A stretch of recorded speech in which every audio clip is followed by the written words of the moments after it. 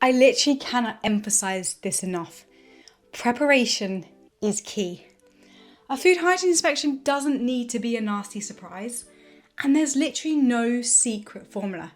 It's actually quite easy to get prepared for your food hygiene inspection and achieve a top food hygiene rating once you know how. So hi, welcome back to my YouTube channel. I'm so excited to have you here with me. For those of you who are new here, welcome. Let me introduce myself. I'm Chartered Environmental Health Officer Natalie Stanton, and I'm here to help you get confident with food safety in your food business.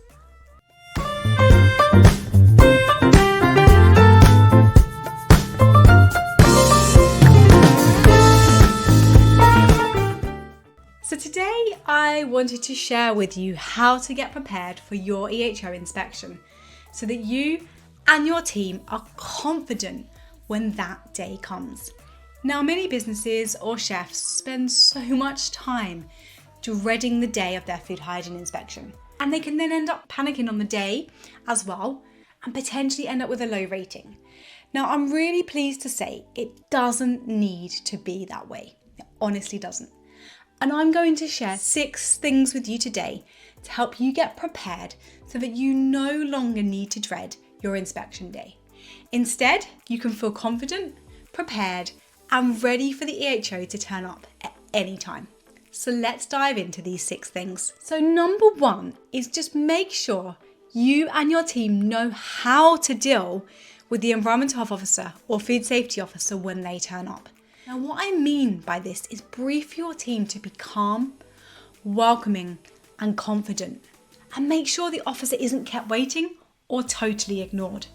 Make sure they're greeted politely and with a smile, just like you would a customer. Once you know they've arrived, even if it's not a great time, because let's face it, it never is, just take a deep breath and think, I've got this. Now, number 2 is know beforehand who will take the lead.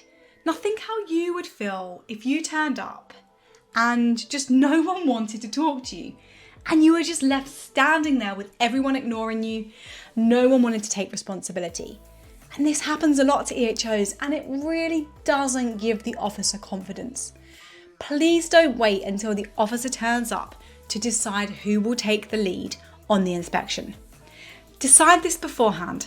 Identify a couple of team members who know that if they're on shift, they are to take the lead. And then with those team members, run through with them what to expect and how they can prepare for that day.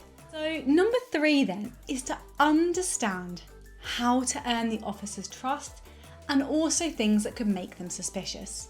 Now, the things I've already mentioned, such as ignoring them and no one taking the lead, definitely won't earn their trust and will potentially make them suspicious. So please just remind team members, first of all, when the officer comes, to continue working as normal. Like, there's no need to grab the broom and start sweeping the floor or to throw the food that you're currently in the middle of preparing into the fridge in panic. Just continue working as normal. And then just brief team members to be polite and answer honestly any questions that the officer may ask them. Another thing, please don't falsify food safety records. For example, writing the same temperatures every single day. It just isn't believable and it will make the officer suspicious. It's definitely not going to build trust. Number 4 then is procedures and records. So this is about knowing what procedures and records the officer will likely want to see and know where they're located. So please don't wait for your inspection to try and work this out. The officer's going to want to see your food safety management system, also known as a HACCP system. So make sure you know, 1, what this is, or team members who may be taking the lead know what this is, and also where it's located. The same goes for your other food safety records, such as temperature records, staff food hygiene training records, pest control records, and so on.